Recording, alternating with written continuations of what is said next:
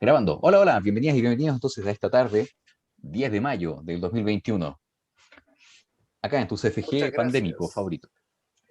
Feña, Muchas ¿quieres? gracias por esa bienvenida, Isaac. No, que agradece, Fernando, es un gusto. Si quieres puedes compartir pantalla, Fernando. Y exactamente, ¿qué quieres que comparta? Puedes compartir una presentación en PowerPoint, Fernando, si tú quieres. Sí, relativa a qué asunto podría ser. Podría ser a tengo hambre.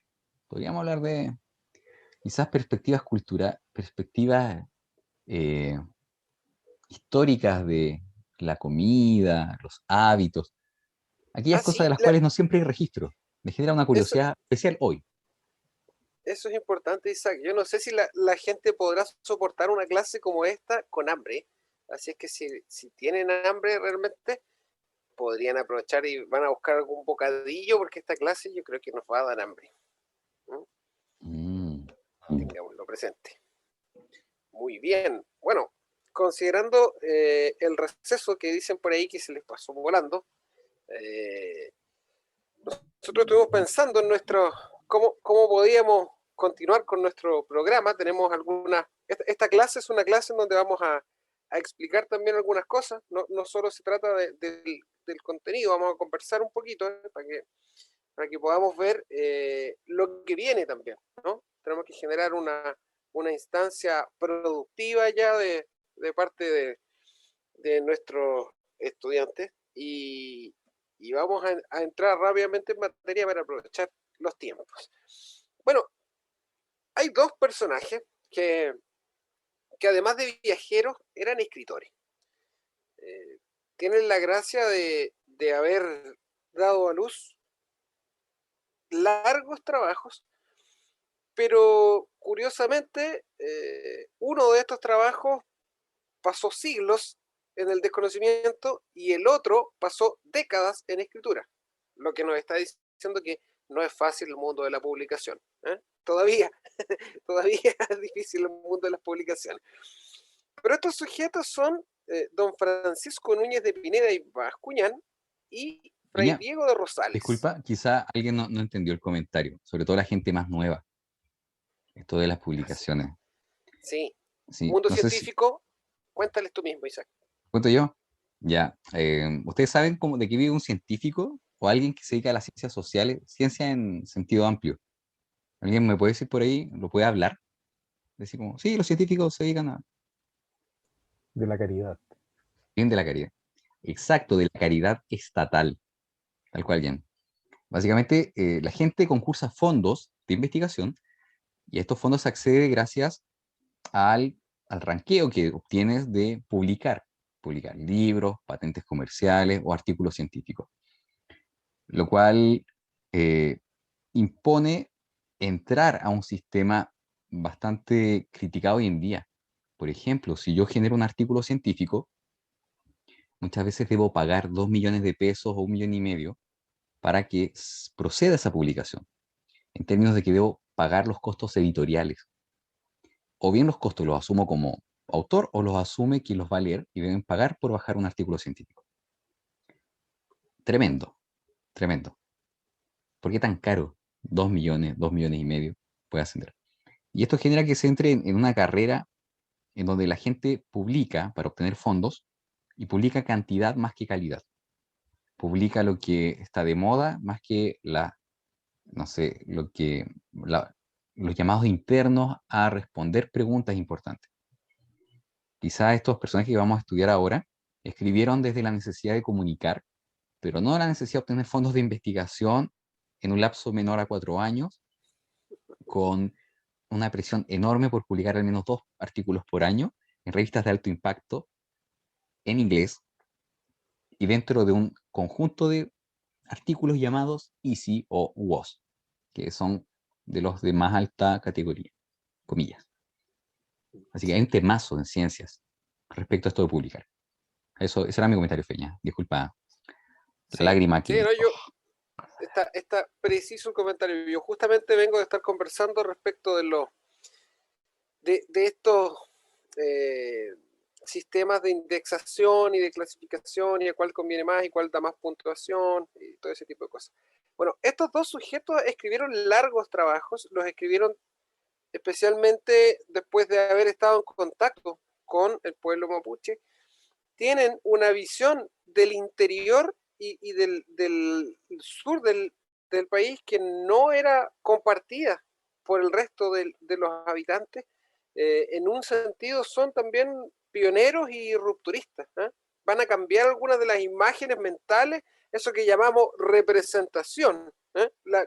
El constructo, la idea que tú tienes sobre algo habiendo conocido un poco o antes de conocerlo, ¿eh? La idea, esa idea previa, esos prejuicios también, van a intentar cambiarlo, ¿eh? Y sabemos que ese tipo de prejuicios o de ideas preconcebidas tienen mucho peso en las decisiones que las personas toman. Por lo tanto, fíjense que queremos mostrarles las distintas ediciones que hay de estos trabajos. El primero es ese, el cautiverio feliz. Y uno dice, pero ¿cómo es esto? ¿Un cautiverio que es feliz? Es como que alguien dijera, la cuarentena feliz, ¿eh? en, en estos días, Como pero este es el cautiverio feliz. Cautiverio Feliz, 2 puntos. ¿Síndrome de Estocolmo? ¿O no apunta a eso? ¿No? Sí, apunta a contarnos lo bueno que fue su experiencia como cautivo en el sur. ¿Mm? ¿Cómo llamarle a este sur? A veces yo digo, ¿le llamo Araucanía? No le puedo llamar Araucanía porque no es exactamente el nombre que le dan. Le llamo Arauco, no es exactamente la zona del Arauco actual, pero le llamo la tierra o Mapu, como le llamaba el mapuche del siglo XVIII-XIX, que no lo expresa de esa manera. ¿Mm? Él va y plantea que está en determinadas reguas. ¿Eh? Hay ya reguas, y empieza a describir una organización del espacio que es ajena al presente, ¿m?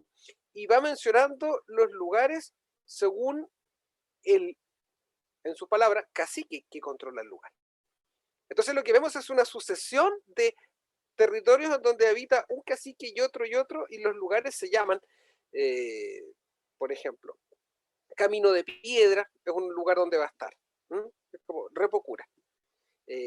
Va a estar va a estar relacionándose con estos nombres que nos parecen ya casi como sacados de la Araucana, un poquito más recientes, pero son estos nombres antiguos, son las calles de Concepción. Concepción tiene nombres de caciques por un lado y de conquistadores o de gobernadores por otro. Lincopichón, por ejemplo.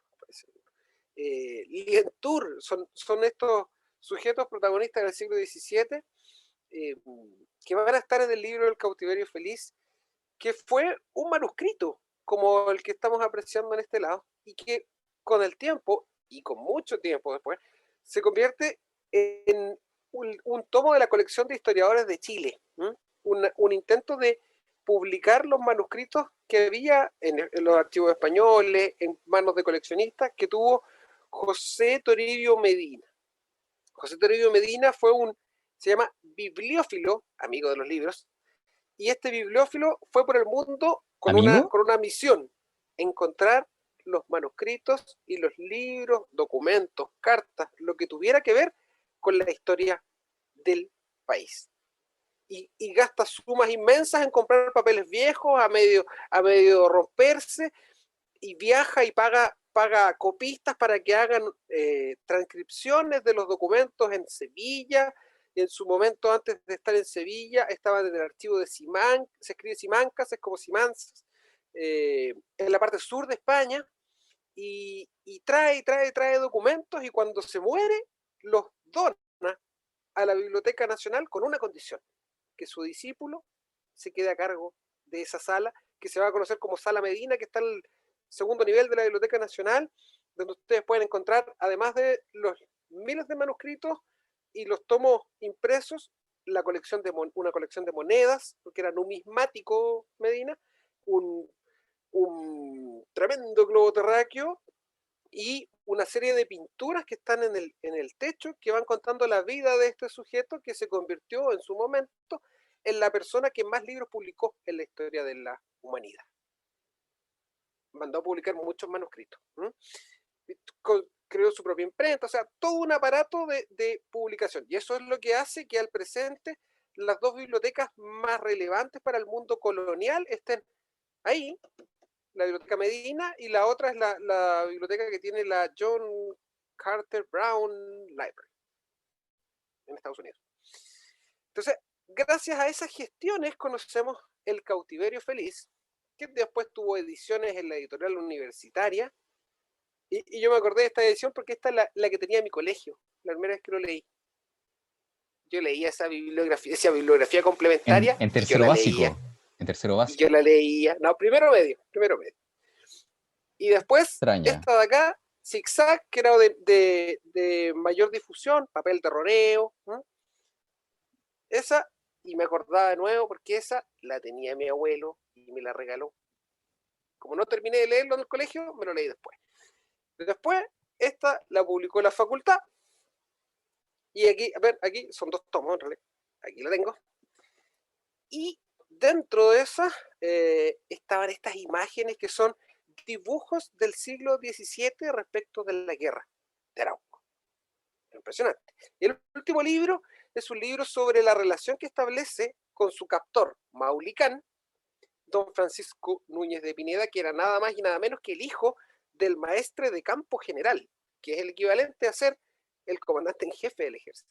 Entonces, este sujeto cautivo va a darse un largo paseo por el interior del territorio mapuche y es bien recibido, invitado a las fiestas, invitado a comer, le proponen matrimonio y le pasan un montón de otras cosas. Ahora, el otro protagonista de esta clase es un religioso jesuita. Y este religioso jesuita escribió un libro que se conoce como La Historia General del Reino de Chile, el Flandes indiano. Ahora, tenemos que pensar qué es Flandes. Es un reino europeo que estaba en disputa durante largos años, en disputa y en tensión, porque España quería controlar ese lugar y otros reyes europeos no querían ceder en esa posición. Entonces se mantuvo una larga guerra, tal como la guerra de Arauco, y por eso dijeron, el caso de Chile es el caso del Flandes de las Indias, el Flandes indiano. Entonces él cuenta la historia de este territorio eternamente en guerra. Peña, disculpa, Sí, esto me evoca como, mira, usar la referencia del lugar donde pasó algo. Hay un monumento en Maipú, no sé quién es de Maipú, me imagino a alguien acá de Maipú, Plaza Monumento, si le suena. ¿Sí? ¿Hay alguien de Maipú? ¿O son todos de no Maipú? ¿Sí? Para mí existe Maipú y no Maipú, bueno. Y en Maipú está Plaza Monumento, pero me decían en el colegio que se llama Plaza Monumento a los vencedores de Bailén, haciendo alusión, Rancagua presente, pero bueno, Maipú no, lo siento. Claro, nuevamente, tomas un nombre, mencionas algo, pero haciendo referencia a un hecho pasado en su comparación. Es el monumento a los que vencieron, Pero en este caso, ¿me entiendes? Hace alusión entonces a que existe una memoria y en torno a la memoria de un evento se nombra algo. Parece que les exactamente, gusta porque eso. le están entregando un mensaje a un lector europeo. Ese es un poco el guiño, porque la batalla de Bailén es una batalla europea, entonces esa es la batalla que llena de gloria a los ejércitos españoles y vienen acá y pierden. Entonces los vencedores, de los gloriosos vencedores de Bailén, estaban acá. Y eso te inviste de más, como de más épica. Le gané es como ganarle al campeón del mundo, nosotros le ganamos al campeón del mundo. Esa más o menos es la carta de presentación. En el caso del Flandes indiano, es la eterna guerra en Europa. La guerra es una guerra en los Países Bajos. Eso es. Y este Flandes, podríamos igualarlo ahora como una parte integrante de Bélgica. Y entonces se convierte, de hecho, cuando la gente ve la película del Capitán a la Triste, está viendo Flandes. La van a llegar a buscar en una película, ya una referencia como hablar de cine mudo a esta altura, pero es como el 2000 y algo. Una película donde está Viggo Mortensen, Señor de los Anillos, por ahí, y está el Capitán a la Triste en Flandes. Entonces, cuando quieran imaginarse el Flandes, de ese tiempo, pueden ver esa película. Pero se trata de plasmar que esta guerra parece que no tiene fin. Y él va a contar la historia de esa guerra. Y escribe un manuscrito enorme basándose en los relatos que van generando sus hermanos de orden. Los otros religiosos tienen que dar cuenta de lo que ocurre año a año en sus provincias y en sus zonas administrativas de misioneros. Y él recopila todo eso, lo convierte en un manuscrito y el manuscrito circula y lo citan algunos y lo conocen algunos. El mismo Valle tuvo acceso a este manuscrito y este libro permanece perdido hasta que otro viajero, que fue en cierta forma un inspirador de Medina, Benjamín Vicuña Maquena, lo pone en circulación y hace entonces poner en letras de imprenta del Mercurio, 1877, ya existía. Vicuña Maquena pone aquí este libro y se convierte en la historia que leían los antiguos chilenos. O sea, cuando ustedes piensen en los chilenos que fueron, por ejemplo, a pelear la guerra del Pacífico, en su imaginario estaba esto. Esto se publica 2 años antes de la guerra del Pacífico. Y es la historia de un país que ha estado siempre en guerra. Entonces, tienen que imaginarse ustedes cómo va eso permeando la mentalidad también de los sujetos. Feña, disculpa, yo tengo toda una imagen, también una representación respecto a Benjamín Vicuña. Siento que es Sí. un excelente actor, siento que no se le han dado ciertos papeles. No, ese Benjamín Vicuña, yo sé que... Sí, Sí, te pero la bueno, creíste, son te la creíste, parientes, son parientes. no, valiente, me imagino. No, pues la verdad es que tengo una imagen sobre Benjamín Vicuña Maquena, ya como el tipo que te hermosea el forestal, el tipo que es intendente, expropia terreno y crea Avenida La Cintura, ¿no? Que es la Avenida Vicuña Maquena actual. Hace grandes aportes.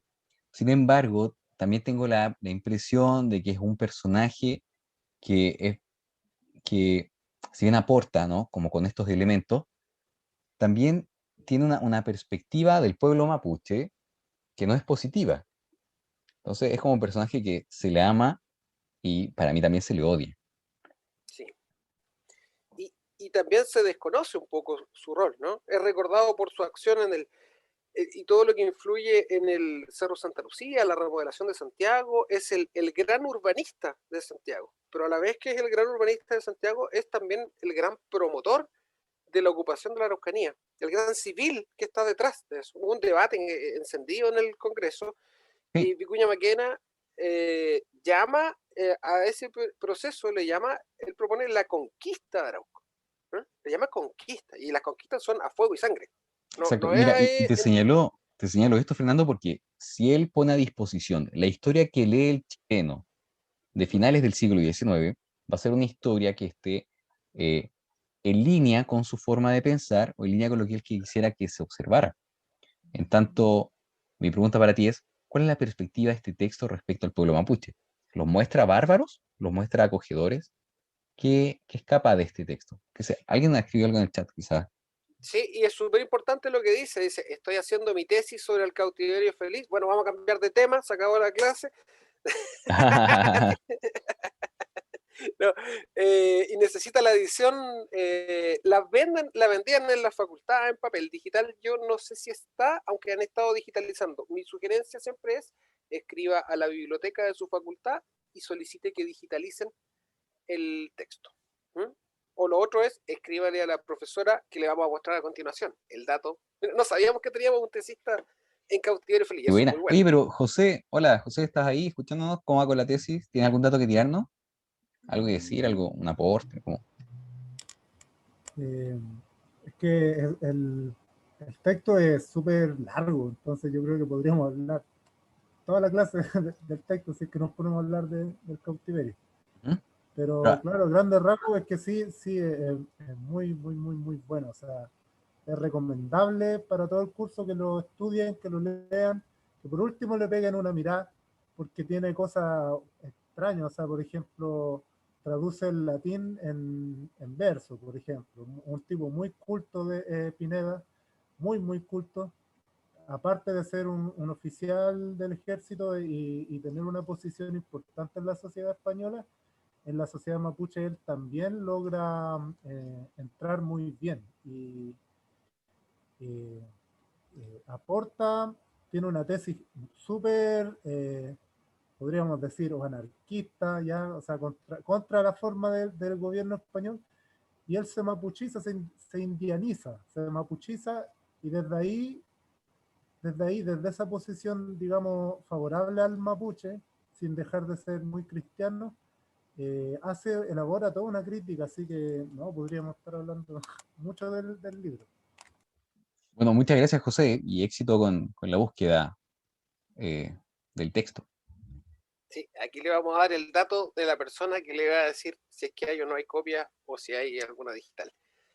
La persona que convirtió este texto, este manuscrito, en un aparato ya crítico, con notas al pie, yo tengo aquí muchas marquitas, ¿ven? Con comentarios, con sugerencias, con al pie de página las explicaciones, es la profesora Raiza Kordich, que es profesora de la Facultad de Filosofía y Humanidades. Ella es una filóloga y también paleógrafa. Suena así como, ¿y usted qué hace? No, yo soy filólogo y paleógrafo. Y le deben preguntar en todas las reuniones así como, ¿y qué es eso? Alguien nos quiere ayudar y nos quiere decir a qué suena filólogo y a qué Sí, Bárbara nos podría suena hablar, yo creo. Bárbara. Sí, por favor. Yo creo que se Sí, les... Sí, la profe Raiza me hizo filología en la carrera de literatura, y en realidad la filología, según lo que yo entiendo, es el estudio de los manuscritos y el desentrañar, digamos, qué es lo que dice en los manuscritos, porque hay algunos que son bastante inteligibles y también hay otros que han sido mal interpretados por la crítica y han sido como em, puesto palabras que en realidad no estaban ahí, o haciendo como algún tipo de enmienda según la moral, digamos, de los editores. Entonces, la profe Raiza igual no mostró bastante de su trabajo con el cautiverio, y es súper interesante cómo lo lleva ella, y su edición es súper completa y tiene fuera todo esto como esquemas que podían tener la gente de antes que trasladó estos manuscritos a la edición, digamos, ¿cómo se dice? mecanografiada. Claro, eso. Bien, súper bien. Gracias, Bárbara. Sí, muchas Preguntemos gracias, a ver Bárbara. Oye, si Feña, hay alguien. Sí, dime, sí. Isaac. No, no, que me parece súper interesante. Yo honestamente no tenía idea. Eh, para mí siempre, yo trabajo en ciencia, dicen, vaya a las fuentes primarias. Entonces tengo que ir al artículo que escribió la persona, pero de pronto cuando no tienes fuente primaria, sino que tienes la interpretación, el tamiz o el filtro de alguien previo, oye, qué complicado, tremendo trabajo. Sí, Llegar, sí. ¿qué quiso decir? Pasa mucho que hay criterios editoriales que son distintos. Entonces hay gente que dice, modernicemos esto porque nadie va a poder leer estas palabras antiguas, modernicémoslo. Y se producen ahí alteraciones al texto original, entonces podría cambiar el sentido completo de una oración. ¿Mm? Sí, Y mira, pasa también con las traducciones. conocí una vez una chica que trabajaba en Papua Nueva Guinea y ella traducía las Biblias al lenguaje de los aborígenes. Y de pronto se encontraba con cosas así como blanco como la nieve. ¿Cómo les digo nieve si estos tipos no tienen en su lenguaje la palabra nieve? Y ahí venía el ejercicio de decir, bueno, como la leche de coco. Y eso quizás en cuanto cambia el sentido o la interpretación que se le quiera dar a un texto que no apunta a ser literal. Entonces, creo que es tremendo tema, Sí, tremendo sí. tema. Filología. Y fíjate que en ese rol de revisar un texto antiguo también está la complejidad de la grafía, de la manera en que tú escribes. Yo, mira, aquí puedo mostrar cómo es exactamente el manuscrito. Miren esa letra, más los borrones propios del paso del tiempo, la humedad, las manchas, todo lo Para que... mí, dice omeprazol, espérate, ¿qué más? La Paracetamol. profe, la profe de repente nos decía, pero si esto es claramente una R, y yo no sé, ¿cómo el editor vio otra cosa? Y uno así como, profe, esto no se entiende. Esto es una raya, bro, es una mancha de humedad. Sí, ¿sí? Y en eso entonces entran a tallar los paleógrafos, los que se especializan en la escritura antigua. ¿M? Y esa escritura antigua tiene ciertas estructuras en vista que en algún momento hubo escuelas de escritura y modos. Ahora la gente lo entiende mucho más claro con el lettering, ¿no? El lettering, esto como de cultive, relájese a través de la escritura, pero defina las formas, juegue con las formas. Bueno, eso también existía antiguamente. Los paleógrafos son los llamados a despejar esas dudas respecto de qué es exactamente esa letra, ese signo, que está ahí. Entonces, muy recomendable, les vamos a dejar ahí una capsulita en donde explica ella a la Biblioteca Nacional el sentido de este cautiverio feliz, ¿ya? Para que puedan profundizar luego. Ahora, hace poco se publicó un libro que aborda estos siglos. Ese libro se llama Cultura y Sociedad. Nuevas miradas a los siglos. ¿Qué siglos dice ahí? Isaac, ayúdame, los números romanos. ¿Qué dice ahí? 16, 17 y 17. ¿Dos veces 17? No, 18, está un poco borroso. Ya. Ya. En este caso, los siglos XVI, XVII, XVIII son revisitados, ¿no? Por una autora que también es de la Facultad de Filosofía y Humanidades. No es que estemos haciendo propaganda aquí, pero editorial universitaria. No, ¿para qué traer este libro a esta clase, ¿no? Es para explicarles que el ejercicio historiográfico no concluye con un libro o con una obra. El proceso de análisis del pasado siempre es en relación con el presente. Por lo tanto, la vida que tengamos al presente va a influir enormemente en la forma en que miremos esas fuentes que decíamos, ¿no? O que interpretemos ese pasado. Por lo tanto, puede ser revisitado el pasado a través del tiempo muchas veces, sí. Puede ser revisitado, reescrito, reinterpretado, vuelto a analizar. Se puede contradecir o se puede llegar a conclusiones similares. Es un ejercicio interpretativo la mayoría del tiempo. En este caso, quisimos poner a dos autoras porque es muy interesante también cómo varía una cosa vista por un historiador, una cosa vista por una historiadora. Y imagínate cómo va a cambiar las cosas en su momento cuando alguien proveniente del mundo de la diversidad analice el pasado. Hay unos bailes en el cautiverio feliz que son verdaderas orgías y también van a ser reinterpretadas con el tiempo y vamos a poder entrar en esas materias. Ahora, exactamente, ¿qué es un cronista? ¿A qué te suena cronista, Isaac? A mí ¿O me Jan? suena. Ya, yo hablo mucho. Pelota para ti. Sí, Isaac es un cronista. Po. Es hablar desde tu experiencia, po, ¿cierto? Contar lo que te está pasando, contarlo, pero a través de tus propios ojos. Po. Pero lo interesante es hacérselo ver a alguien que no lo está viendo.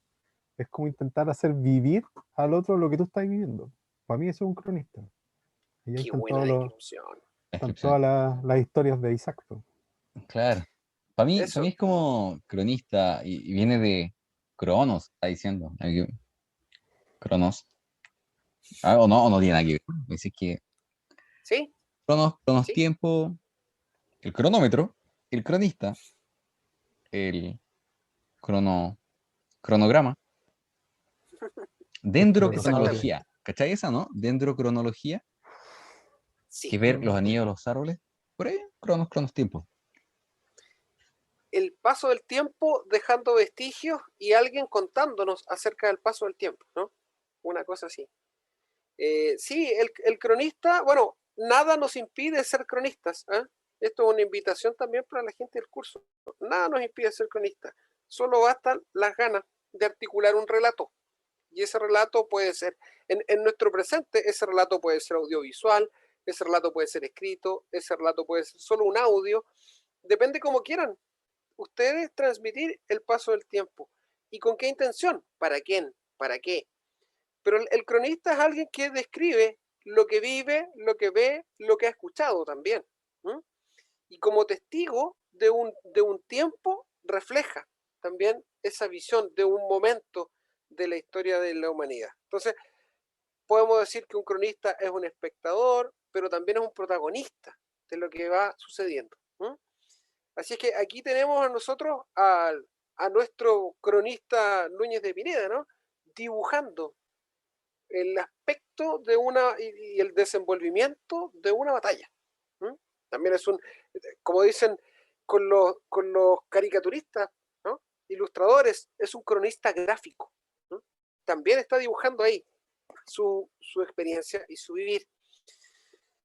Así es que ustedes cuando vean o piensen en Núñez de Pineda, piensen en un sujeto que dibuja, escribe, aprende mapudungún, aprende latín, sabe hablar en castellano, sabe hacer sus oraciones, aprende a bañarse todos los días.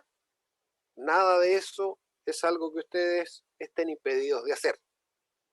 Quizá bañarse todos los días puede ser una complicación en estos tiempos de pandemia, pero hay que darse el ánimo y hacerlo. No es necesario ir al río como Núñez de Pineda, ¿no?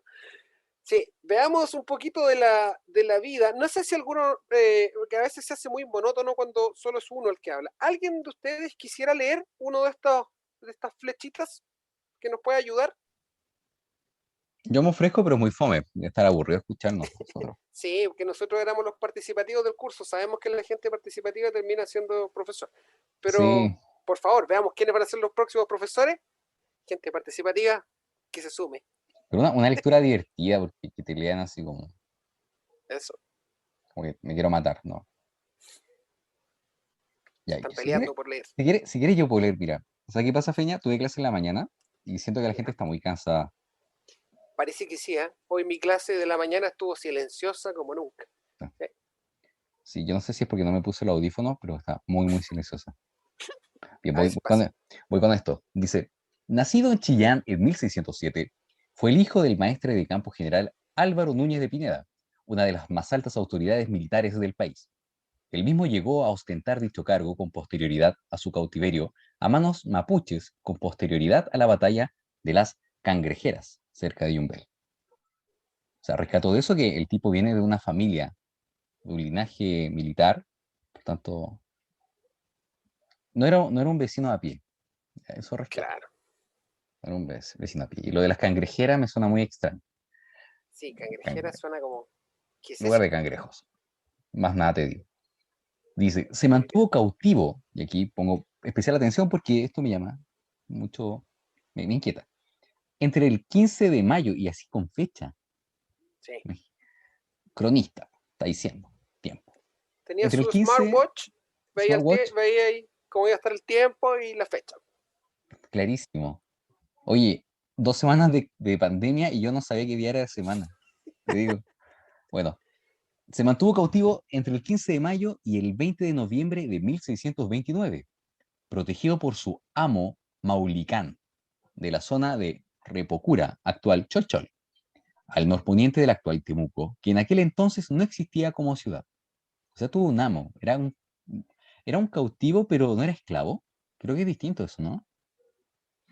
Él le llamaba, decía afectuosamente, mi amo. Mm, bueno.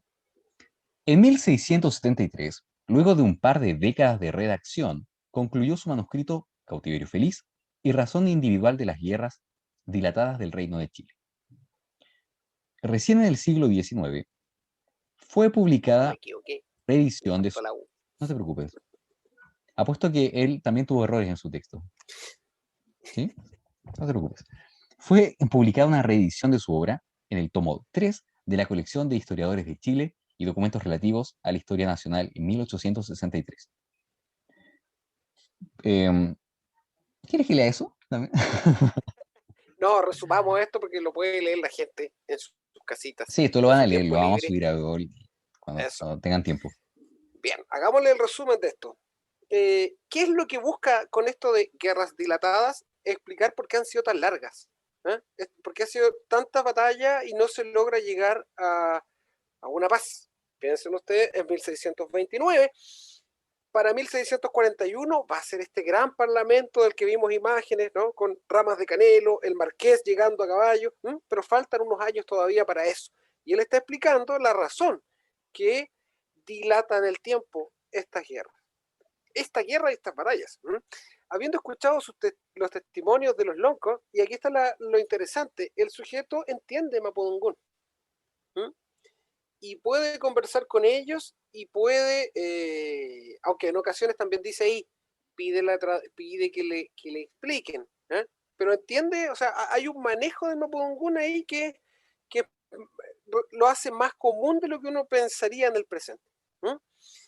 Y entonces lo convidan a estos lugares, le explican muchas cosas, es testigo del día a día, y bueno, él habiéndose relacionado con misioneros, cuenta ahí que hacía sus oraciones todas las mañanas, les enseñó a rezar también, y que puede ser visto como un acto de dominación cultural, o puede ser visto como bondad y caridad, no sé, depende de la interpretación que quieran darle, ¿no?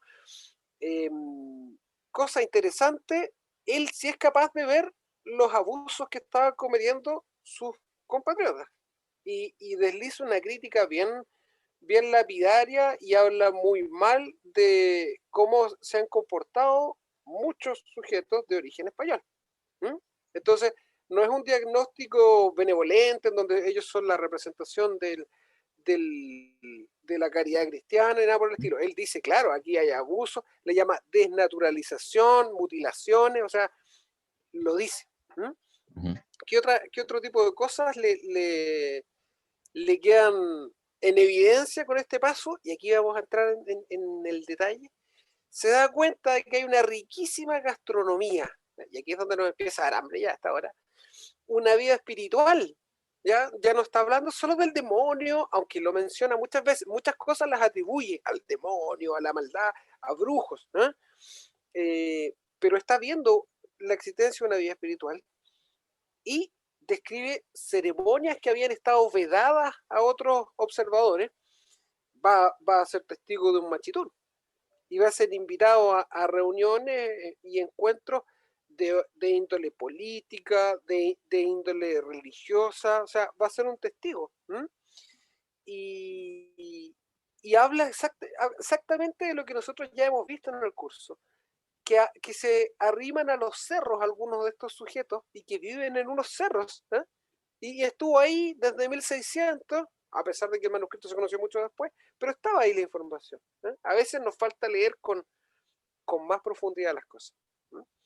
¿Qué nos dice de la comida? ¿Quién quiere hablar de la comida? Hay cosas interesantes, Isaac. Yo me daba cuenta en esta vuelta que había un nombre que en Chile Central es más común, que para mí era muy ajeno como sureño.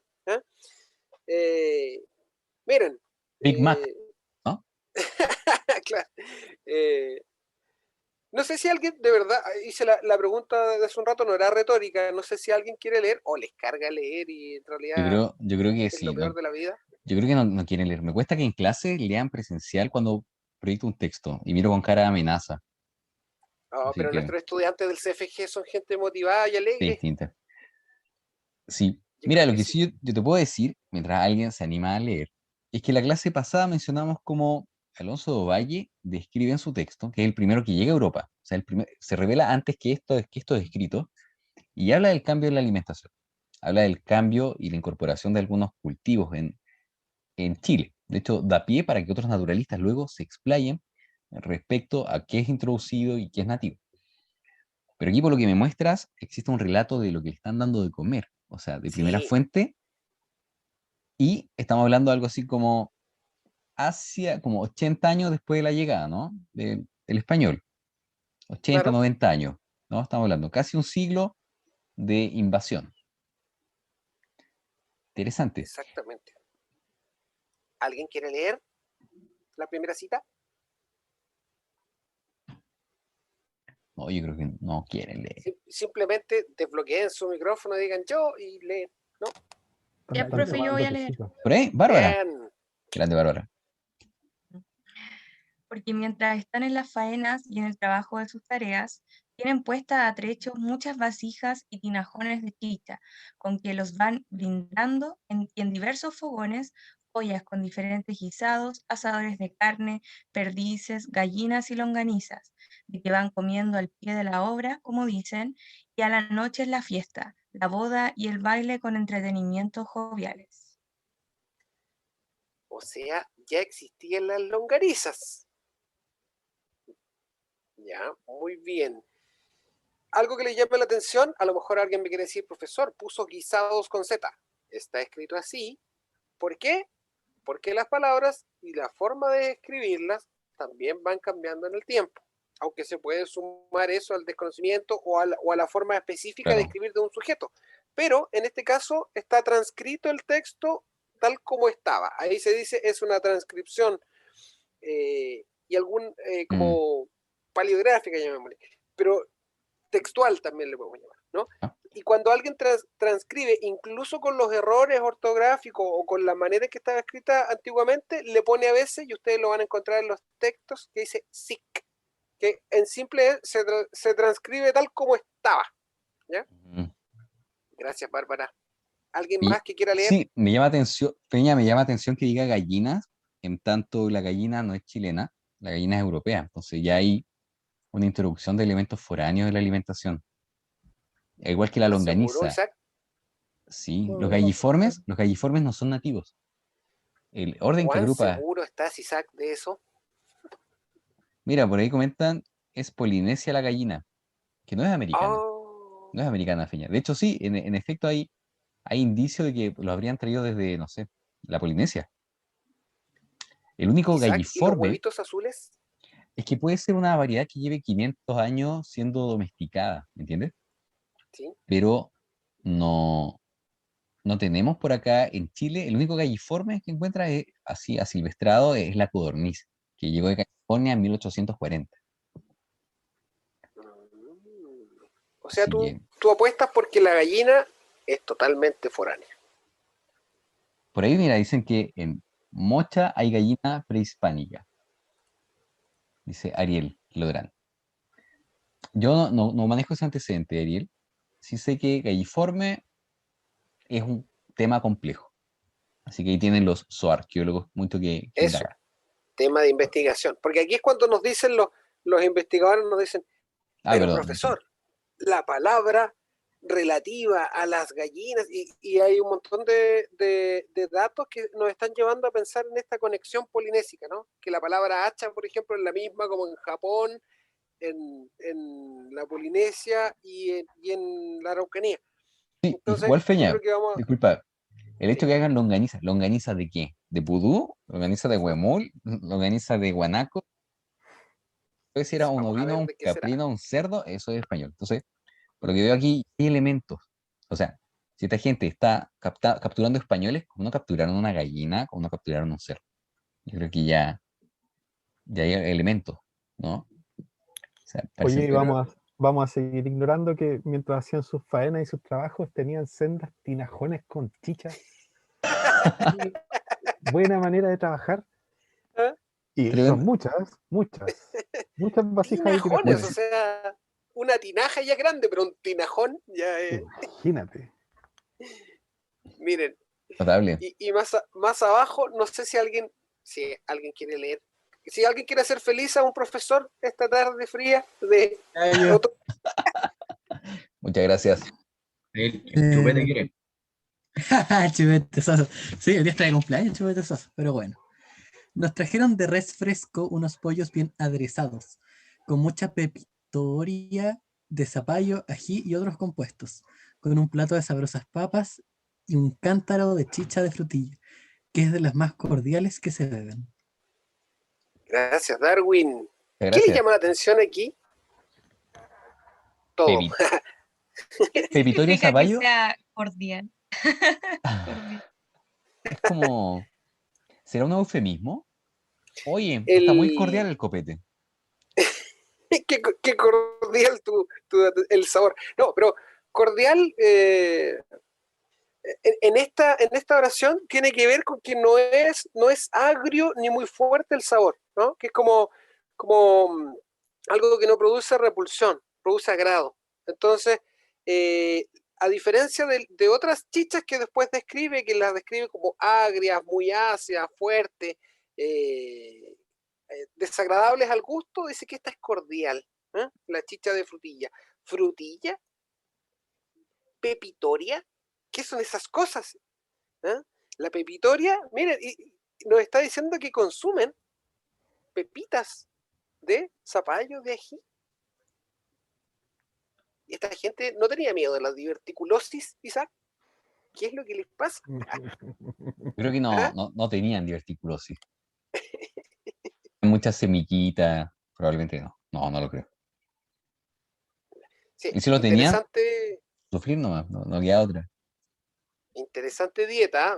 Ya va. Ahora, no digamos que es muy liviana, porque entre la chicha, el ajito, ¿m? No dice cómo era ir al baño en su libro, pero quizás cómo era. ¿Alguien más puede leer para seguir haciéndonos muy felices?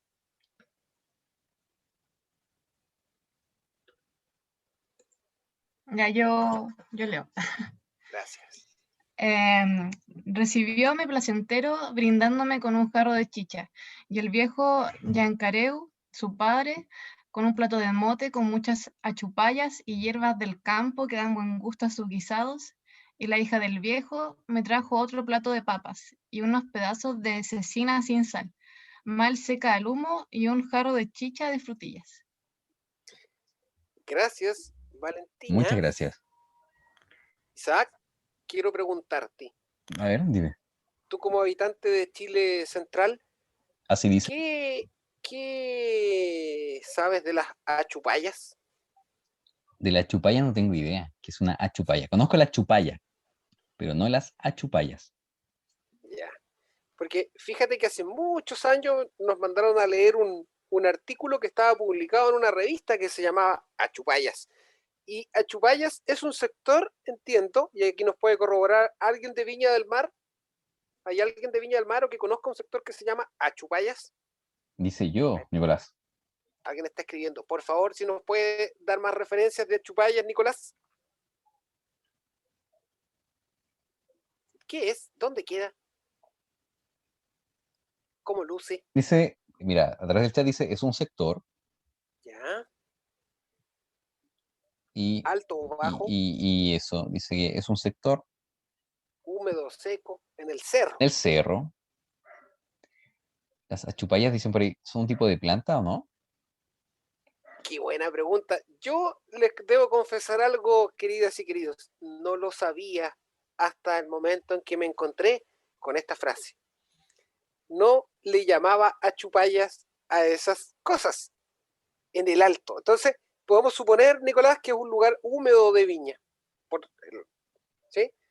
Y cuando esa humedad llega, queda atrapada en una plantita. Esa plantita es la que ustedes están viendo aquí, que yo como buen sureño conocía como chupones. Isaac, tú, que eres un sujeto culto, me puedes decir, Fernando, los chupones también son conocidos en el mundo de la gente No, científica. a mí se me hace parecía una chupalla, no una Serían achupalla. serían las originales chupallas confeccionadas con achupallas. Y la verdad, desconozco tanto eso, Feña. Lo que sí sé es que muchas plantas nativas que crecen en laderas de cerro en Chile son comestibles. Y una controversia hace un año o menos, donde un cocinero como renombrado a través de redes sociales decía, oye, hagamos ensalada de puya, ¿ya? Que es muy parecida Ah, a la bueno, chupalla. Y la gente piensa las puede comer, pero no te vas a comer una especie que está en una categoría de conservación sensible. es todo un tema Entonces, volvamos a las de, raíces gastronómicas, no sé. claro, mientras no esté asegurada es un poco lo que ha pasado con los piñones, ¿no? O puede ser, o la palma, la miel de palma. ¿Te fijas? O Y- sea, volvamos a las sí, raíces gastronómicas. ¿Qué dice el público? ¿Volvamos a las raíces o no? Hay que tener un puede ser un manejo, tema sí, hay que polémico. estudiar el uso de la extracción de recursos. Porque si lo Sí, hacemos mira, Ariel, el volumen, ujú, extraemos otros recursos, los vamos a agotar. claro, por querer hacer un bien podemos complicar las cosas. Ariel dice, también los conocí así, se refiere a los chupones, que tienen, por cierto, mucha pepitoria, porque cuando tú sacas el fruto que está en la parte baja de la planta, te vas a encontrar con esta vainilla que tiene muchas pepitas cafés en su interior y uno en rigor lo que saca es el sabor. porque no es mucha la carne, la cáscara es como un poquito difícil de comer, y las pepitas, bueno, algunos se las tragan, otros no, pero tiene un sabor que, que parece como estar comiendo flores. Ustedes las van a encontrar fundamentalmente en la costa. Yo las conocí cuando niño en Corral, en el fuerte de Corral, había de estas, estoy hablando de, creo que tenía yo 11 años.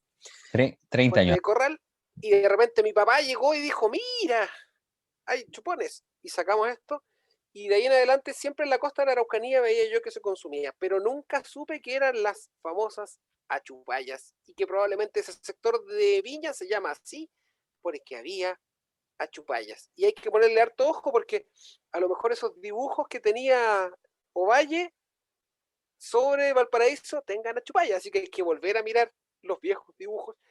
Y estas formas así que parecen que asociamos solo La Palma, a lo mejor tienen que ver también con las achupayas. ¿Sí?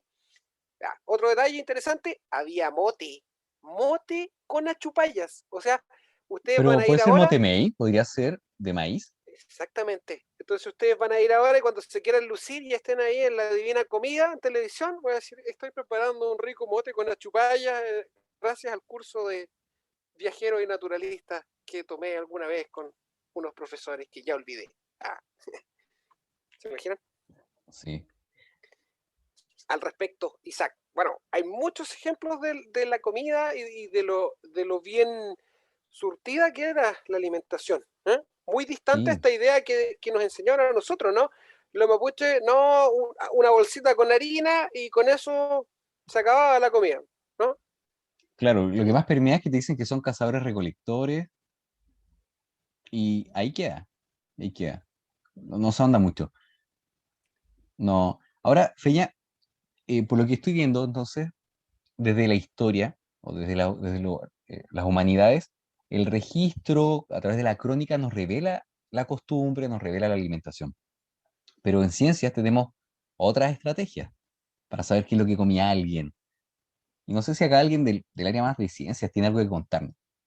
Si yo quiero saber qué comía un animal o una persona, ¿qué estrategias tengo para no tener que ir a buscar a un cronista que lo escribió a mano, que yo lo mandó a imprimir, que se perdió el libro? ¿Tenemos alguna otra estrategia para identificar, por ejemplo, un alimento? Aquí alguien está diciendo en el chat los dientes. Heces, dice Valentina. Pero qué elegante, Valentina. Yo diría caca. Pero sí, las heces, pero, ok, ¿cómo puedo identificar? La verdad, les cuento así como el dato. No voy a profundizar mucho porque no quiero dar la lata, pero basta una muestra de pelo, de uña, de piel, de hueso, de lo que sea, para saber si un individuo se alimentaba, por ejemplo, en la costa o en el interior. Isótopos estables, dice Nicolás. Hola Nicolás, ¿qué es un isótopo estable? ¿Nos puedes contar? Porque a eso apuntaba con esto una muestra de pelo, una muestra de piel, de uñas. ¿Qué es un isótopo? O alguien de química. ¿Tenemos alguien o algún licenciado en biología que nos diga qué es un isótopo? ¿O licenciado en química? ¿O alguien del ámbito químico que me diga qué diablos es un isótopo? ¿Nadie? Parece que no. Ya. Les cuento así en simple. Así que, atención.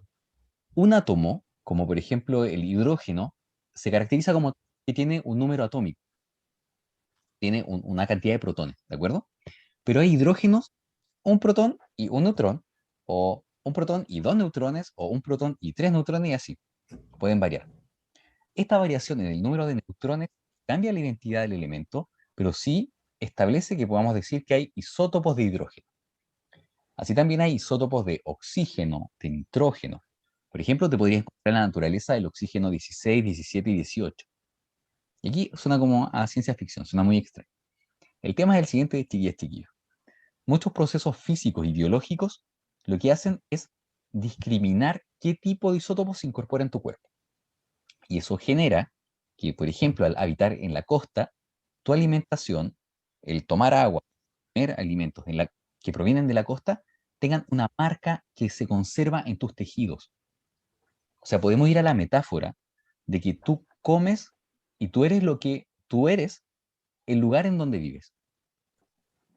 Tu cuerpo, tus marcas a nivel atómico dan cuenta del agua, de los minerales en el suelo, del carbono que fijan las plantas. Entonces, por ejemplo, tú podrías tomarle el pelo a una momia y saber si ese individuo, mientras generó ese pelo, se alimentó en la costa o de plantas del interior. Puedes saber si se alimentaba principalmente de proteína, porque además te da cuenta del nivel trófico en el cual se encuentra el individuo. Por ejemplo, la marca de nitrógeno que yo puedo tomar de un animal X me dice si este era consumidor primario, o sea, herbívoro, o un consumidor cuaternario y era un máximo depredador. Con isótopos de hidrógeno yo puedo saber si la persona vivía en altura o en la costa, o sea, qué nivel. E incluso puedo tomar una muestra de pluma y saber si un ave pasó por un lago determinado, porque cada lago, cada fuente de agua, posee una marca isotópica en función de los isótopos de hidrógeno y oxígeno. Es decir, hoy contamos con tecnología que nos permite tener proxies de la dieta y del lugar de alimentación. Además, por ahí decían los coprolitos, claro, podemos analizar las heces. Y incluso, Feña, si tenemos suerte y podemos rescatar material genético, podemos echarnos una técnica al bolsillo que se llama el barcoding, que nos permite, a partir de una muestra random, saber qué especies hay, animales o vegetales, incluso bacterias, en una muestra biológica. O sea, hemos avanzado un montón. O sea, alguien podría saber lo que estuvimos comiendo sin que nosotros supiéramos, o sea, sin que nosotros le diéramos autorización y podría así como ¡tum! Saber qué es lo que hemos comido.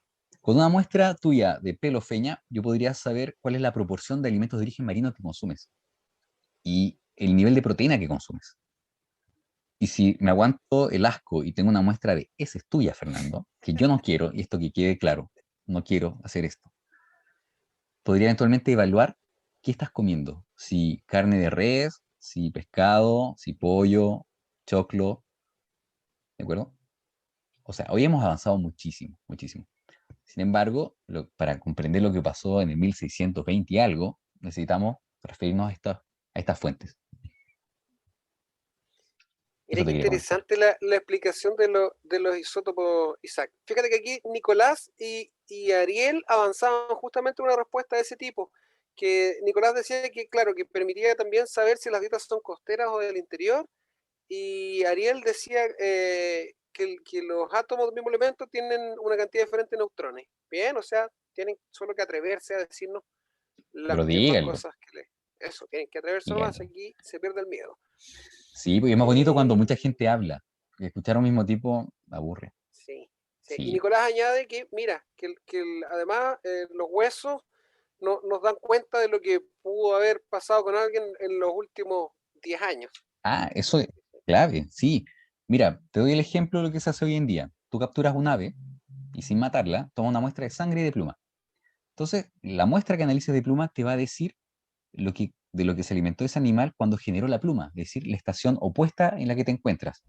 Y una muestra de sangre, que tiene una tasa de recambio celular mayor, te va a dar cuenta de la alimentación de las últimas semanas.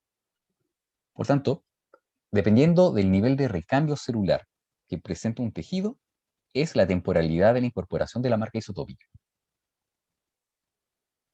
Eso como dicho en Mira simple. tú, Muy bonito, muy bonito. 12 lucas sale el análisis por muestra en la Universidad Católica, para que tengan ahí, por si quieren cachar. Y el barcoding te sale como 200 lucas por muestra en la Austral, en Austral Genomics. mira Entonces, tú. estamos hablando como ese nivel de análisis. Qué interesante qué elevados también los costos, ¿no? Ujú. Pero como no todo es ciencia, nada, volveremos a nuestra comida. Obviamente que estamos Que no. queriendo decir que también la comida puede ser objeto de estudio de la ciencia. Eso es, no es solo una cuestión como de la proliferación de los programas de cocina de ahora o que lo abordemos como un pasatiempo de pandemia. No, la comida tiene una posibilidad de ser también analizada en el tiempo y nos puede vincular al territorio, al paisaje, a lo que hemos ido viendo en el trabajo, pero en lo cultural, miren aquí cómo tratan de agradarle también a Núñez de Pineda, le dicen, de esto comen en tu tierra y no lo extrañarás. habiéndome puesto delante un guisado muy bien hecho de ave, con muchos huevos el caldo. Finalmente, una cazuela, estamos hablando de 1629, una cazuela bien dispuesta y sazonada, que entre nosotros las cocineras no pudieran aventajarla. Y esto fue después de haber comido, o sea, se come una cazuela después de un buen asado de cordero, longaniza, morcilla y tocino, que es sabroso manjar en el invierno y con el frío. ¿Cómo? Tortillas a modo de pan, papas con mucha pepitoria de ají, zapallos y made, y otros guisados a su usanza. El made ¿Puedes? Sí, o Peña, madi, disculpa, ¿puedes sí, repetirme cómo se llamaba el título del libro? el libro se llamaba Cautiverio Feliz. Eso es como en simple. Todo lo que quiero, Corta. déjalo ahí y para el cuestionamiento. Y que nuestro compañero escriba la tesis así. Tómate ese párrafo y más análisis. Sí. Y mira, aquí hay otro aspecto interesante, porque casi sin proponérselo, Núñez de Pineda es testigo también de cosas que no eran muy conocidas para los europeos. ¿Mm? Ahora, se va a demorar muchos años en publicar su obra, al punto que alcanza a hacer un resumen, que es el que más circuló también. ¿Eh? Lo que se conoció a veces era el resumen, y no la obra íntegra. ¿Mm? Eh, y dentro de esas cosas, nuevamente la chicha que tanto conmovió a Jan, pero dice, de frutilla pasa. O sea, ¿se puede hacer pasas de frutilla? Se puede hacer pasas de frutilla, que es de las mejores que se beben y el género que más dura sin asedarse. Y ahí estaba lo que mencionaban hace un rato, esto de cordial. O sea, esta bebida, antes de ponerse muy fuerte, como dicen en simple, se picó un bebestible, como que se puso muy, ya parece más vinagre que alcohol. Dice que es la que más dura y que no es común como las demás. Las otras dos de manzanas, que como no es pasada de punto, es cordial y de lindo gusto. O sea, está diciendo que no la hacen fermentar extra, ni la echan a cocer tanto. ¿Eh? Los segundos que me pusieron delante fueron 2 zurrones de frutilla seca y bien pasada, y otros 2 de harina tostada de maíz, revuelta con quinoa y made, con unos bollos en medio de porotos, linaza tostada y otras legumbres gustosas de que ellos usan por regalo, 2 docenas de rosquetes de huevos y otras 2 de panes de maíz que llaman humintas. Está comiendo humitas, doña de Pineda. ¿Eh? Y nosotros tamales. ¿Por qué? Porque México se descubre o se llega a México antes que al Perú, por lo tanto la palabra tamal se hace conocido entre los españoles, entonces le llaman tamal, pero la palabra humita, que es quechua, se conoce después. Entonces los españoles le llaman tamales a lo que nosotros hoy le llamamos humitas. 2 docenas de gallinas y capones y una botija de miel de abejas clara y de extremado gusto. Miren el banquete, pero los detalles Detalle, es gluten free. toda la dieta. Toda la dieta es gluten free. Sí, Yo se creo que pasó. habría sido un influencer, Núñez de Pineda, en su Instagram, mostrando estas comidas. ¿Ah? Virginia Sí, de María, una alpargata aquí al lado de... Oye, y sí, este se tipo pasó. No, una este vez tipo libre habrá es caído en su como, armadura. no sé qué me parece, que es como el de lugares que hablan. Como, hola, vamos a visitar la Roca. Ay, se reía igual. Pero en vez de hablarle a la cámara, sacaba la pluma y escribía. Acá, Sí, comiendo los ricos porotos del lonco, no sé qué. Claro. esta semana compré linaza. Voy a probar un poquito de lo que hizo Núñez de Pineda, una harina de linaza que pillé, así que vamos a probar ahí qué cosas. Pero las frutillas, Isaac, ¿qué particularidad tienen las frutillas y nuestro territorio? Ah, y todo un rollo. Mira, no, la verdad nunca me he interiorizado mucho en eso, porque no es mi tema, honestamente. Pero sé que las frutillas esas blancas chiquititas son muy gustosas, pero como que comercialmente no les va bien. Y la variedad que más vende es un híbrido. Es un híbrido entre, no sé, una versión, o sea, una especie foránea, que hay alguien de agronomía nos podría ilustrar perfectamente, y que básicamente posee el aporte de dos especies. Se entiende que un híbrido, ¿no? Es un tercer organismo a partir de otros dos principales. Y yo no sé si acá nuestro amigo o sea, debió haber consumido esta variedad blanca y pequeña y dulce, que es la que se da en territorio, de Sí, aquí manera naturalizada. hay un detalle interesante, ¿ah? Voy a aparecer en este momento el personaje ese del meme que tiene las lanas y está todo conectado, así como que está todo conectado. Pero fíjense que esta frutilla blanca, que la mencionan varias veces como una frutilla blanca de Purén, es una frutilla que proviene de este lugar en donde están los cerros artificiales Cuel, el Valle de Purén Lumaco. Entonces, él, aunque Núñez de Pineda está más al sur, está en Cholchol, algo hay con la parte que está al pie de la cordillera de Nahuelbuta. Y yo sé, Isaac, que la cordillera de Nahuelbuta sí tiene algunas particularidades que tú Enorme, identificas bien. loco, enorme, enorme. Por favor, cuéntanos. Sí, bueno, así como en simple. ¿Vieron la era del hielo? Si alguien no responde, no hablo más. Mira, qué tristeza esta clase. Sí. Sí, ya bien. ¡Uh! ¿Vieron la era del hielo? Vieron que Sí. era una glaciación, ¿no? O eran varias, porque eran varias películas. El asunto es el siguiente, desde el origen de la Tierra han habido diferentes periodos glaciares. En el Ordovícico, en el Pleistoceno hubo fluctuaciones, y hoy estamos como en un máximo cálido. Bien, en cualquier momento todo se congela, pero esa es otra historia. El asunto es que el territorio que comprende el actual Chile también estuvo bajo la influencia de sucesivas glaciaciones hasta hace 12.000 años antes del presente, que fue el último máximo glacial. Y entonces Chile se congeló, por ejemplo, hasta Puerto Montt varias veces. La desembocadura del Limarí está marcado por la presencia de glaciares, donde está el Parque Nacional Fray Jorge. Y uno dice, bueno, ¿se congeló todo y todo murió? La verdad es que no. Existen refugios glaciares, zonas donde no hubo la influencia de hielos, donde hubo microclimas y se conservó la flora y fauna. Y lo que nos dice el Feña, la cordillera Nahuelbuta, en la 9ª región, es un ejemplo de refugio glacial.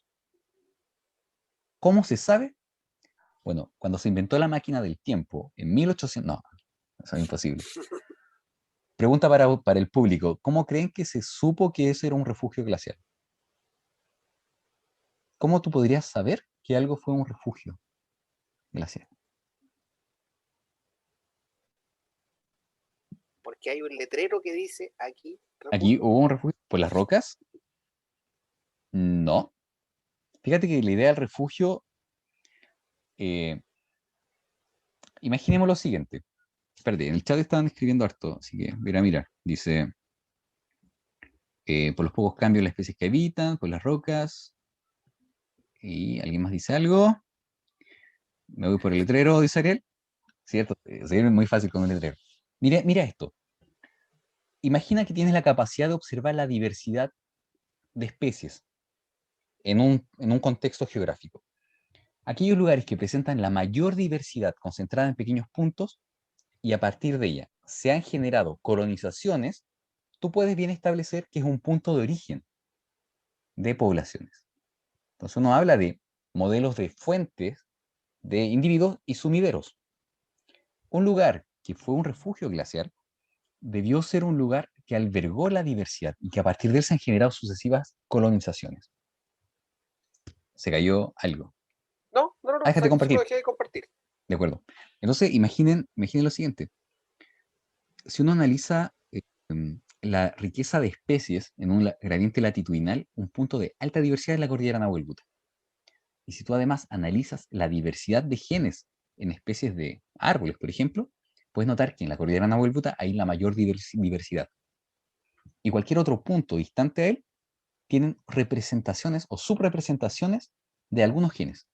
Por cuanto las poblaciones que se han expandido a partir de ella son solo submuestreos de la diversidad genética total. No sé si se entiende, pero básicamente la idea es que un refugio glacial es un punto de máxima riqueza de especies y de diversidad genética. Y el resto son solo lugares donde hay una subrepresentación de esta gran diversidad a escala de O, especies y genes. o sea, la cordillera de Nahuelbuta decía, lleve el original. Eso debería decir, no acepte imitaciones. La etiqueta. Exacto. Perfecto. a propósito de, oye, qué bueno cómo se va prestando la clase va a hacer este tipo de precisiones. Fíjate que a partir de la comida, hemos estado hablando de comida, ¿no? Entonces, bueno, sigamos con comida. ¿Mm? Ellos están hablando con Núñez de Pineda, y aquí pasa una cosa que es bien interesante, ¿ah? Y no ha terminado de ser estudiada. Esto puede ser una motivación para arqueólogos, antropólogos. Le dicen a Núñez de Pineda, le dicen Álvaro Chico, por su padre, que se llama Álvaro Núñez de Pineda, le dice: habéis de saber, Pichi Álvaro, amigo, que en los tiempos pasados, más que en los presentes, se usaban en todas nuestras parcialidades unos huecubuyes, que llaman renis, como entre vosotros los sacerdotes. O sea, le está diciendo, antiguamente había aquí unos sacerdotes, ¿no? Estos andaban vestidos de unas mantas largas con los cabellos largos, y los que no los tenían, o sea, los que no tenían cabellos largos, los traían postizos de cochayuyo. ¿Te imaginas una peluca de cochayuyo, Isaac? Yo creo que a ti, a mí y a Jan nos haría falta unas buenas pelucas de Eso es lo que cochayuyo. nos pasó. Todo el rato. Falta Vamos a cochayuyo, tener que parece. hacernos unas pelucas de Unas pelucas cochayuyo, de ya. cochayuyo. Es cierto. Dice Y dice, las unos rastas de postizos, cochayuyo. y mira, Sería dice, bacán. o de otros géneros, o sea, de otros materiales, no exactamente género tela, ¿no? Mm. Para diferenciarse de los demás indios naturales. Estos acostumbraban a estar separados del concurso de las gentes, ¿eh? Como nosotros, en pandemia, y por tiempo no ser comunicados. Ninguna proeza de lo que estamos haciendo. Y en diversas montañas, nuevamente las montañas, divididos, a donde tenían unas cuevas lóbregas, y este es el momento donde uno dice, no confundan lóbrego con lúgubre, porque lo lóbrego es oscuro, lo lúgubre es triste. Cuevas lóbregas en que consultaban al pillán. Aquí dice, se le sale lo cristiano a Núñez de Pineda y dice que es el demonio, pero el pillán es una entidad superior, ¿no? Distinta exactamente a la figura demoníaca, a quien conocen por Dios los hechiceros y endemoniados machis. Ahí habla de machis, o sea, 1629, machis, que son médicos. Estos, como os he dicho, por tiempos señalados, estaban sin comunicar mujeres ni cohabitar con ellas. ¿Eso hace alusión al celibato como tal? ¿O no? ¿O una Sí, interpretación?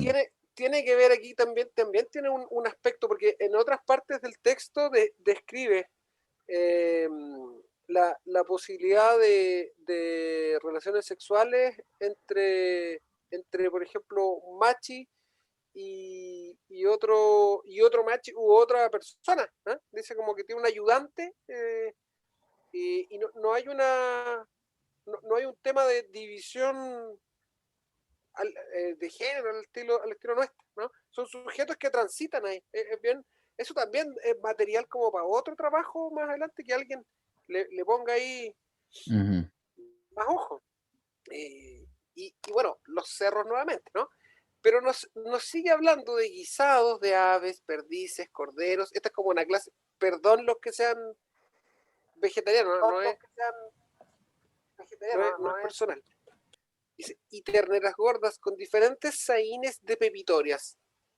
Entreveraron pasteles y empanadas, 1600, empanadas, o sea, todas estas cosas que creemos que son muy recientes, parece que no lo son tanto. Tamales, ya sabemos que son las humitas, rosquillas fritas, hojuelas, buñuelos, tortillas de huevos y mucha abundancia de pescado fresco y mariscos diferentes. Pero esto ya es supremo. A ver, antes de mostrarlo, podría haber preguntado yo en realidad, ¿ustedes de dónde creen que son las papas fritas? Las mejores yo creo que son del Doggies. Eran. Pero en La Bamba, en Vicuña Maquena igual eran buenas, pero no sé. Yo les rindo culto, así que podríamos hablar en extenso de papas fritas y Papas sus fritas. categorías. La Ujú. ruta de las papas fritas. Podríamos hacer Sí. un Puedes escribir análisis. en los Pero comentarios fíjense, cuál es tu salsa favorita, si la de ajo, la de queso, la tártara, claro, las mejores papas fritas que has comido. la de los pollos San Martín. No sé, digamos. En el chat dicen que las mejores son de papachecos. Papas chicos. sin duda. Y están proponiendo una salida de terreno a comer papitas. ¡Ay, que sería bueno! Una Bueno, hay que salida de- decirles que cuando esto era presencial en Juan Gómez Milla, con Fernando, después de los CFG, nos íbamos a comer burritos. Ya, siempre. Era nuestro rito. Ese era como el momento de analizar cómo había estado Sí. la Triste clase. pandemia. Sí. Miren, no sé si alguna otra persona quiere leer esto. Esto es como un momento histórico. Esto es cuando ustedes van a empezar a ver realmente cómo es de antigua la papa frita. No es exactamente esta frase, pero no sé si alguien quiere leer la primera cita. ¿Quién Cuando tiene dijo, hambre? Quiera leer. Y le cuando mandamos, dijo, no, le enviamos un delivery. Le enviamos un delivery por sí, Uber. Ay, ahí prenden, ¿cierto? Interesados. cuando yo Nadie quiere digo, leer. no sé si alguien quiere leer, estoy diciendo, alguien, por favor, lea esto. Ya, mira, yo te voy a leer, ya, para que hagamos esto Ya. dinámico. Dice, Sí, porque queda grabado aquí que uno le Es que dice a todos Sí, alguien quieren po. leer leer y la nadie segunda lee. parte. Todos quieren la después segunda nos van a parte. hacer el meme con un cartelito así, una lectura por el amor de Dios. Dale. Dice, y todos participaron de lo que comíamos. ¿Cuál del pedazo de la empanada? ¿Cuál de la longaniza, de la carne, de los bollos y rosquetes? Y tras de esto, para refrescarnos, dimos tras las bolsas y talegas de harina tostada, que en unos vasos de madera de toros o de bueyes, que llaman guámparas, hicimos la bebida acostumbrada entre ellos, y aún nosotros, los soldados, porque los que tienen comodidad de mezclarla con... Oye, me duelen los ojos, leer tanta falta de ortografía, es como anatomía y fisiología comparada de este semestre. Bueno, Parece científico. de la, sí, parecen... Oh, ya, porque los que tienen comodidad de mezclarla con azúcar, chocolate molido y canela es una bebida sazonada, fresca, gustosa y de mucho sustento. Tiene chocolate. Sí, tiene Qué chocolate rico. 1629 para que veas tú las conexiones del mundo americano. Wow. Y esa harina tostada me intriga si es como maíz tostado o es harina de trigo. En este caso, fíjate que parece ser harina de trigo, Mm, porque él cuando describe a los mapuches dice, tienen sus propios trigos, también dice, tienen sus propios tabacos, cuando se refería en un comienzo como a la quinoa, o se refiere a otra, hay un tabaco local que describen los arqueólogos, que es el que se consumía ritualmente a veces en las pipas. Em, ujú. pero precisa, cuando algo es como muy ajeno a la sociedad europea, él va y precisa. Dice como, no sé, por ejemplo, cuando habló de la linaza, lo precisa, que es una harina distinta. En este caso Ujú. parece ser harina de trigo, ¿sí? Bien, Pero, continúo leyendo, Feña dice, el dale. guisado de sopa, tostada con muchos huevos fritos por encima, wow. El guisado de pescado seco y otros, el marisco de choros secos, machas, ostiones y otros géneros. Unas enviaban las papas fritas y guisadas otras, los porotos y garbanzos. Y el capitán y cabo tenían dispuestos 6 potajes y por postre unos buñuelos bien sazonados, mucho azúcar y canela. O sea, rolls de canela y papas fritas. ¿Qué te parece? Núñez de Pineda y su cautiverio. Fernando refuerza Pobrecito. la idea del cautiverio feliz. Por favor, imagínate con Era este cautivo banquete. y le decía amo. Yo le habría, ¿cómo no decirle? No se quería ir, no se quería ir ese hombre. Imagínate cómo subió de peso, subió más que nosotros en pandemia, yo creo, con todo esto. Estos Oye, asados Feña, después de las Feña, cazuelas. entonces no me lo imagino como un cautivo que lo tenían como por la fuerza. Era un tipo que era como un diplomático, lo habrán Es- considerado, habrán La entendido que era como verdad, un... estaba esperando su canje. Entonces, no es alguien que tienes que imaginar engrillado o puesto en un cepo todo el día. No, de hecho, lo invitan del territorio de un cacique, lo invitan al de otro, ¿no? Él está en Cholchol y lo invitan cerca de Villarrica y va. Y tratan de matarlo en un momento. O sea, es toda una aventura, pero recorre los lugares más profundos de la Araucanía y se traslada conversando. O sea, en las mañanas se levanta, va al río, se baña, después lo invitan a una fiesta, después le piden que baile, no es un sujeto que está amarrado, vigilado todo el día, no, tiene cierto espacio de libertad y está esperando su canje, porque es un sujeto importante. Al ser hijo del maestro de campo, están también esperando intercambiarlo por otros prisioneros y otras Entonces, prisioneras. se le da también el valor que presenta el sujeto de cambio, básicamente. Claro, o sea, es tratado como un prisionero de alto nivel y de cuidado. Bien, ese es nuestro personaje, Núñez de Pineda, gran personaje. Pero Diego de Rosales no es menos que él en cuanto a las cosas que vio y lo que vivió. Te apuesto que fue menos feliz. ¿Dónde firma? Probablemente. Probablemente sí, porque yo creo que no se daba estos banquetes, sobre todo porque su vida era la vida de un misionero que tenía que acogerse a ciertas privaciones, ¿no? Y bueno, aunque nació en Madrid, pasó buena parte de su vida en América y fue testigo de los parlamentos. O sea, así como Valle dibujaba esta imagen del parlamento, ¿no? El testigo es Diego Rosales. Y lo mandan a negociar y lo mandan a buscar llegar a acuerdos con puelches que son como del otro lado de la cordillera. O sea, él viaja. Este sujeto tienen que imaginárselo ustedes a la altura de Valdivia, a la altura de la cordillera de los Andes, pasándola por muchos pasos, acercándose incluso a Bariloche. Es un sujeto que se mueve mucho por el lugar y hay que imaginárselo entonces en embarcaciones, caminando, a caballo, con lluvia, con frío, acampando. Ese es Rosales. 20 años demoró en escribir su obra, concluida, se estima, año 1674. El libro de Núñez de Pineda finalmente se publica en 1673. El manuscrito perdido por largo tiempo y casi 200 años después, más de 200, es publicado.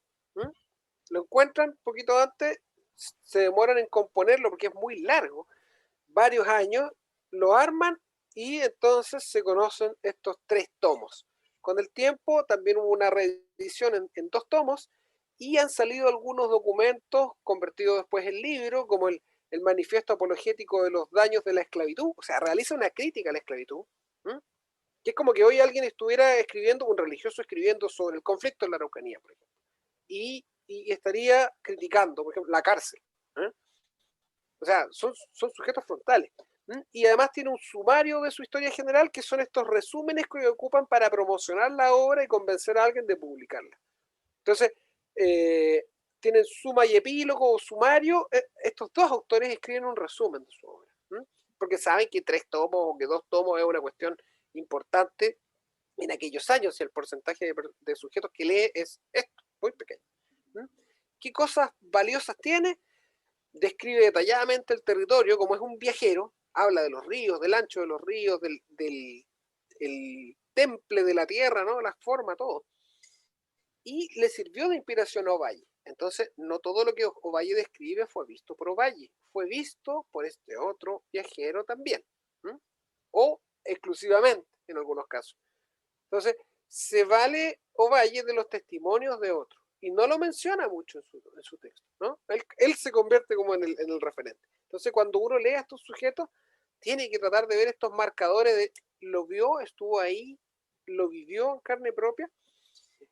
Estos 2 sujetos son testigos privilegiados para comprender el mundo de aquellos años. Y, por ¿Ya? ejemplo, Rosales, sí, estamos en la Disculpa, hora. sí, sentí olor a pan tostado.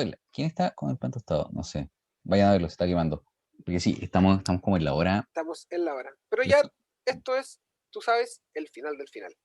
Así acuerdo. que ponemos play a la última parte. Sí, sí. Miren, lo importante aquí, la chicha, dijo ya. No, pero esta es la Isla Mocha.